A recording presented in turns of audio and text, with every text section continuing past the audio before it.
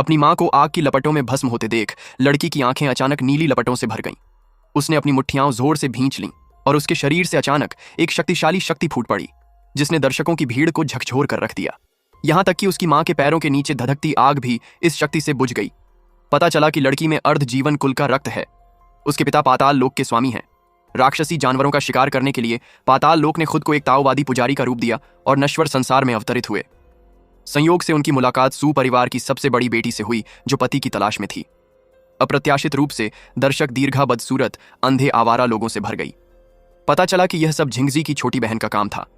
उसने जानबूझकर शहर भर से भिखारियों को ज्यूशियू को हथियाने के लिए इकट्ठा किया था, ताकि उसकी स्वाभाविक रूप से मूर्ख बहन फिर कभी न उठ सके।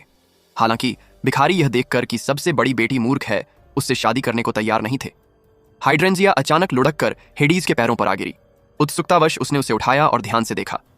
यह देखकर कि उसका जहर बेअसर हो गया है, झिंगजी ने अपनी बहन को बालकनी से धक्का दे दिया।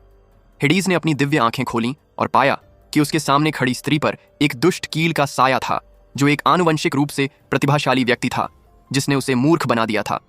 उसे अपने पिता की भविष्यवाणी याद आई, जिसमें कहा गया था कि वह मानव लोक में भाग्य की लड़की से मिलेगा और अगर वह उससे शादी कर सके तो वह अपनी योजना पूरी करेगा। हेडीज ने सुपरिवार से कहा कि वह उनकी मूर्ख बेटी से शादी करने को तैयार है। अपनी शादी की रात उसने दुष्ट कील को भगाने और अपनी पत्नी की बुद्धि वापस लाने के लिए एक जादुई तरकीब का इस्तेमाल किया।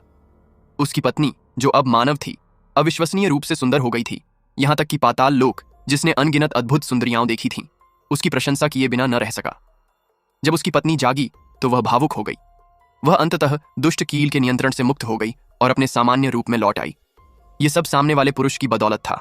उसके जन्म के समय ही उसकी मां का देहांत हो गया था और बचपन से ही उसे अनगिनत अपमान सहने पड़े थे।